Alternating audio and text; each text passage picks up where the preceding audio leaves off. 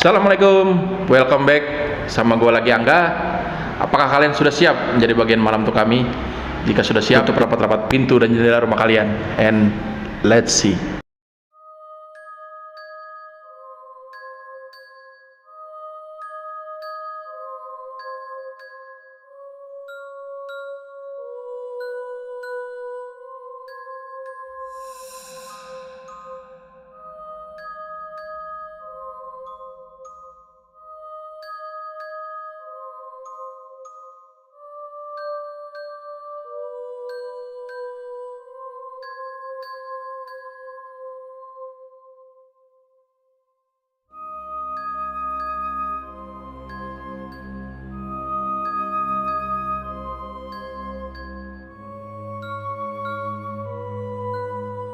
Oke, ada lagi nih cerita yang masuk ke bagian malam.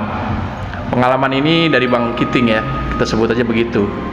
Kejadiannya ini yaitu di tahun 2006. Berarti pengalaman tahun lama lagi nih cerita di video kita sebelumnya itu kan tahun 2008. Nah, cerita kita sekarang mundur lagi di tahun 2006. Tapi walaupun tahun lama, yang pasti tetap bikin kita merinding nih pengalamannya. Langsung aja jadi Bang Kiting ini tinggal di kota D. Bang Kiting ini asli orang kota D. Pada waktu itu dia bekerja di salah satu perusahaan swasta, yaitu yang bergerak di bidang transportasi. Shift kerjaannya Bang Kiting ini seminggu masuk pagi dan pulangnya sore, seminggunya lagi masuk malam dan pulangnya pagi. Ya pokoknya selang-seling seminggu pagi dan seminggu malam gitulah shift kerjanya Bang Kiting. Nah, Bang Kiting ini kalau balik kerja sering mampir untuk nongkrong sama temen-temennya. Dan tempat nongkrongnya itu semacam kayak pos security di suatu perumahan. Tapi posnya itu udah nggak ditempatin sama security perumahan situ. Nah, kebetulan depan pos security itu rumahnya temannya Bang Kiting. Kita namain aja Bang Ali ya Di sebelah rumahnya Bang Ali itu kayak ada pangkalan ojek gitu Katanya Bang Kiting nih tiap nongkrong biasanya sekitar habis maghrib jam 7-an. Dan ada 4 sampai 6 orang yang ikut nongkrong. Lumayan rame nih berarti. Gambaran singkatnya gitu ya Lanjut seingat Bang Kiting, ketika itu hari Selasa. Si Bang Kiting ini balik kerja lebih awal Biasanya balik kerja itu jam 4 sore. Tapi pas hari itu baliknya jam 2 siangan. Soalnya Bang Kiting ini lagi gak enak badan, kayak flu gitulah katanya. Nah, sampai di rumah jam 3 lewat, Bang Kiting bersih-bersih, makan lalu istirahat. Nah, sekitar habis maghrib ada SMS masuk nih dari HP Bang Kiting. Dibacalah SMS itu, dan ternyata dari Bang Ali. Ting, temenin gua yuk ke tukang cukur bentaran. Isi SMS dari Bang Ali seperti itu. Aduh lagi gak enak badan nih gua. Emang anak-anak yang lain gak ada gitu? Balas SMS dari Bang Kiting. Sepi nih, belum pada datang. Ya udah, gua bayarin cukur juga deh lu. Kalau lu mau cukur, balas Bang Ali lagi. Setelah ngebaca balasan SMS dari Bang Ali yang kayak gitu, ya udah tunggu bentar ya Li, makan dulu gua, nanti kelar makan gua ke rumah lu dah. Gitu balasan dari Bang Kiting. Oh oke, tapi jangan lama-lama ya Ting, balas dari Bang Ali. Singkat cerita, datanglah Bang Kiting ke rumahnya Bang Ali. Lalu mereka pergi ke tukang cukur nih Nah, sampai di tukang cukur tiba-tiba hujan turun, tapi nggak terlalu deras juga. Nah, ketika udah giliran Bang Ali untuk dicukur, ada SMS nih mas di HP-nya Bang Kiting. Ting, lu lagi di mana? Tanya Bang Dede. Lagi cukur rambut nih sama Ali. Jawab Bang Kiting seperti itu. Kebetulan gue nitip kartu gaple dong. Kartu domino ya maksudnya. Ini gue di rumahnya Ali sama si Nanang. Ya ntar ya kalau udah kelar nyukur, sama kalau udah berhenti juga hujannya. Jawab Bang Kiting seperti itu. Nah, setelah kelar cukur nih dua-duanya, hujannya belum berhenti juga nih Sembari nunggu hujan berhenti atau reda, si Bang Ali ini cerita ke Bang Kiting. Ting, emak gue tadi pagi diceritain sama tukang ojek. Nah, kita namain aja tukang ojek ini namanya Bang Opai. Katanya si Bang Opai ngeliat cewek pakai baju merah di depan rumah kosong yang pojokan gitu Ting. Maghrib katanya dilihatnya. Cerita Bang Ali kayak gitu. Oh, rumah yang pojokan mau keluar komplek itu ya Li? Tanya Bang Kiting. Iya bener di situ. Balas singkat Bang Ali. Katanya nih Ting, pas Bang Opai lewat, itu cewek posisinya ngebelakangin jalan.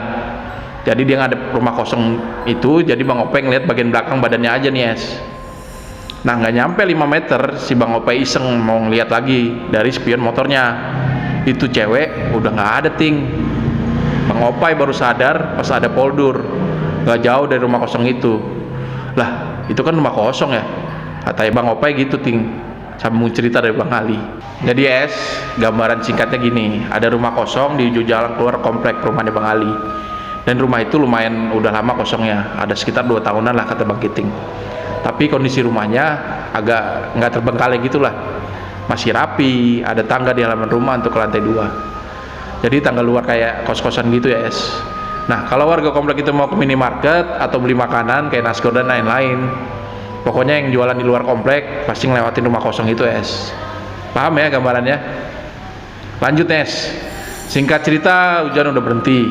Mereka berdua beli kartu gaple dan domino pesanan dari Bang Dede dan langsung balik ke rumahnya Bang Ali. Sesampainya di rumah Bang Ali sekitar jam 8 malam, udah ada Bang Dede sama Bang Nanang. Masih inget kan nama-nama tadi? Ngobrol-ngobrol lah mereka berempat nih. Tiba-tiba Bang Ali cerita lagi ke Bang Dede sama Bang Nanang, sama persis ceritanya yang diceritain ke Bang Kiting. Dengar cerita kayak gitu, Bang Nanan pun juga punya cerita yang dialami sama tetangganya. Wah, epic nih Tetangga gua mau jemput anaknya balik les, habis maghrib setengah tujuan. Naik motor lewat rumah kosong itu, katanya dia ngeliat cewek pakai baju merah terus payungan gitu. Padahal nggak hujan, ngeliat depan-depanan gitu, katanya itu cewek diem aja dan pucat mukanya. Nah, tetangga gua pas di depan itu cewek udah nganggukin palanya, istilahnya negur orang tapi itu cewek diem aja, datar banget mukanya, nggak ada ekspresi. Nah, nggak jauh dari situ, begitu tetangga gua nengok ke belakang, udah nggak ada itu ceweknya gitu cerita Bang Nanang. Wah, kacau sih itu rumah kosong, saut Bang Kiting seperti itu. Mendengar cerita dari Bang Nanang, si Bang Dede pun mencairkan suasana. Yaudah yuk kita main gaple aja. Yang kalah sampai 5 kali dia wajib beli gorengan, nggak harus kalah berturut-turut pokoknya total siapa yang ngocok kartunya udah sampai 5 kali dia yang kalah, kata Bang Dede seperti itu. Ayo gas, kata Bang Ali. Duh, gue lagi nggak enak badan nih, gue balik duluan ya, kata Bang Kiting seperti itu. Ya Ting, kurang satu lagi nih yang main, kalau lu balik main bentaran aja lah sampai ada yang datang nih gantiin lu, saut Bang Dede kayak gitu. Ya udah deh, jawab singkat dari Bang Kiting. Mereka berempat pun main dengan seru dan singkat cerita akhirnya Bang Kiting nih yang kalah yang ngocok kartunya udah sampai 5 kali. Nah, patungan lah Bang Ali, Bang Dede sama Bang Nanang untuk beli gorengan.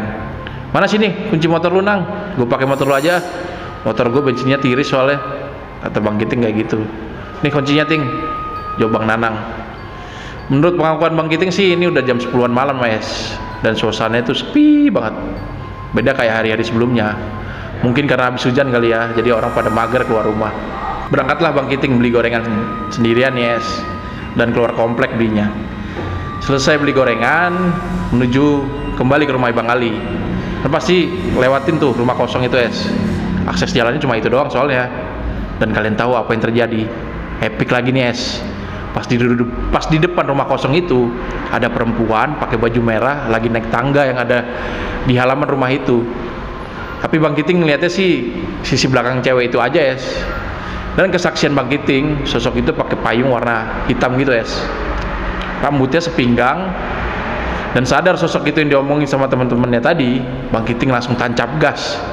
Tapi motor yang dikendalin Bang Kiting jalannya biasa aja Padahal kata Bang Kiting dia udah ngegas pol pokoknya, tapi motornya tetap biasa aja jalannya.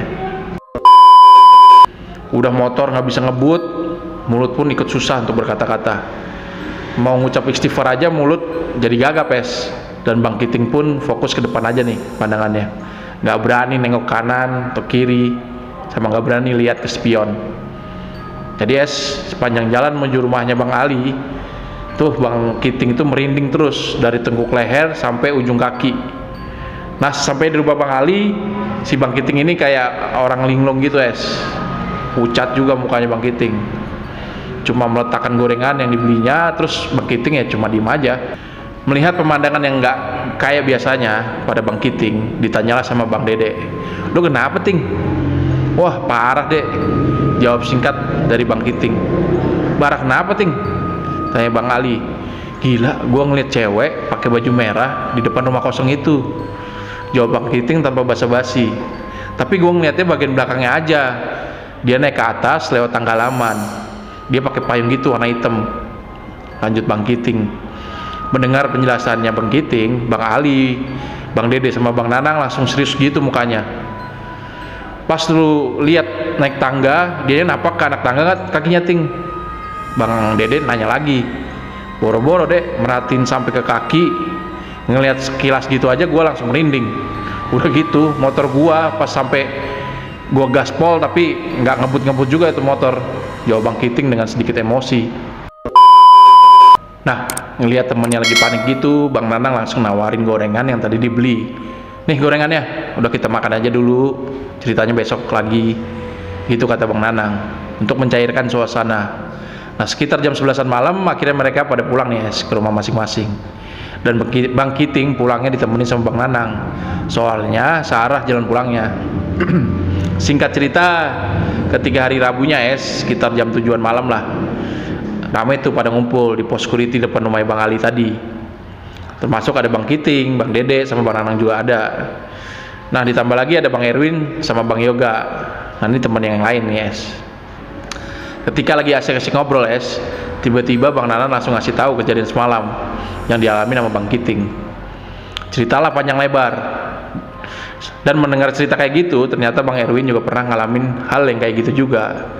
Tapi kalau yang dialamin sama Bang Erwin itu perempuan wangi banget melati dan pakai baju merah.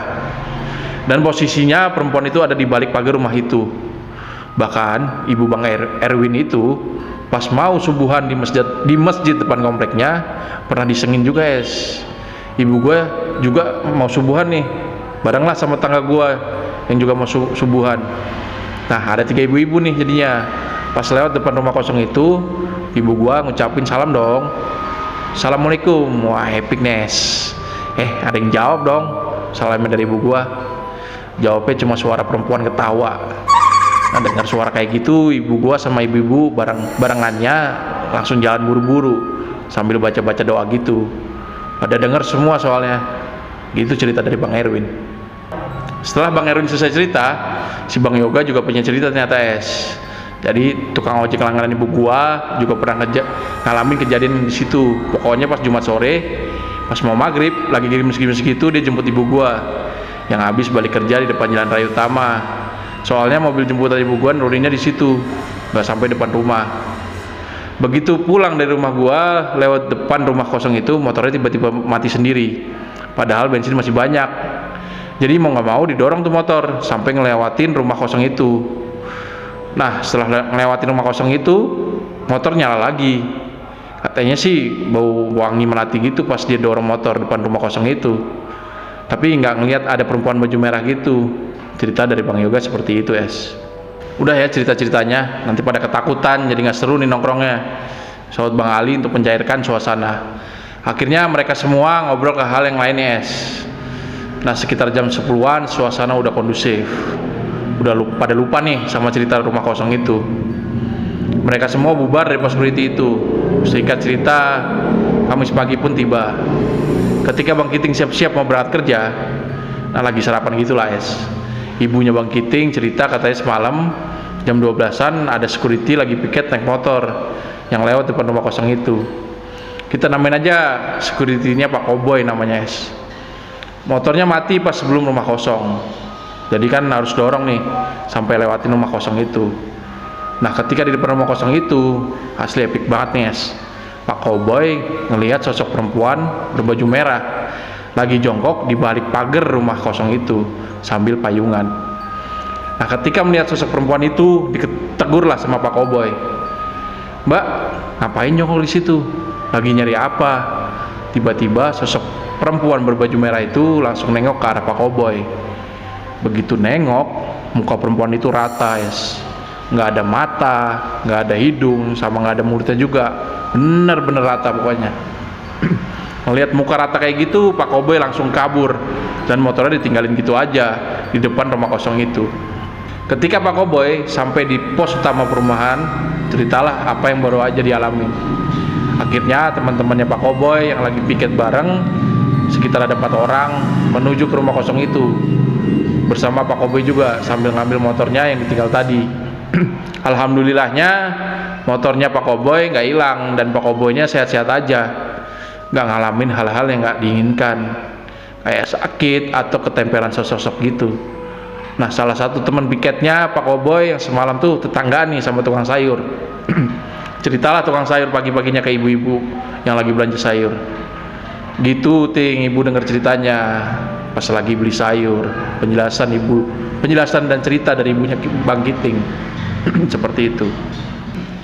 Mendengar cerita kayak gitu, Bang Kiting pun cuma bisa ngomong, udah banyak bu yang ngalamin kejadian aneh depan rumah kosong itu. Ya udah deh, Kiting berangkat kerja dulu ya bu. Jelas Bang Kiting yang sembari berjalan ke arah dapur naruh piring bekas sarapannya. Jadi warga sekitar nggak tahu nih asal usul sosok perempuan berbaju merah itu dari mana dan gimana bisa ada di situ. Yang warga situ tahu rumah kosong itu dulu bekas kebun pohon bambu aja, dan rumah kosong itu dulu juga ditempatin sama pemiliknya cuma setahunan aja. Dibangun tahun 2003-an kata Bang Kiting. Nah, di tahun 2005 sampai 2006 pas kejadian ini rumahnya itu udah kosong, ada penjaganya. Tapi penjaganya tuh adanya pas waktu pagi aja, dari jam 8 sampai jam 10-an pagi. Itu pun penjaganya juga nggak pegang kunci untuk masuk ke dalam rumahnya, jadi cuma pegang kunci pagar depan aja. Dan penjaga rumah itu juga nggak pernah ngalamin hal-hal yang mistis mungkin karena pagi kali ya dia datang ke rumah itu. Jadi sedangkan kejadiannya itu selalu menjelang maghrib sampai subuh. Oke, sekian dulu cerita dari kita. Tapi asli pengalaman yang cerita dari ini banyak epicnya. Dan terima kasih juga buat Bang Kiting yang udah mau berbagi pengalamannya ke bagian malam. Terima kasih juga buat kalian yang udah menonton channel ini. Jangan lupa subscribe, like, share, dan komen. Dan juga aktifkan logo lonceng ini ya, supaya kalian tidak ketinggalan nih cerita-cerita pengalaman mistis lainnya. Oh buat kalian kalau punya pengalaman horor atau mistis yang mau diceritakan ke bagian malam, bisa DM juga IG kita di bawah ini, bagian malam. Jangan lupa di follow juga ya. See you next video.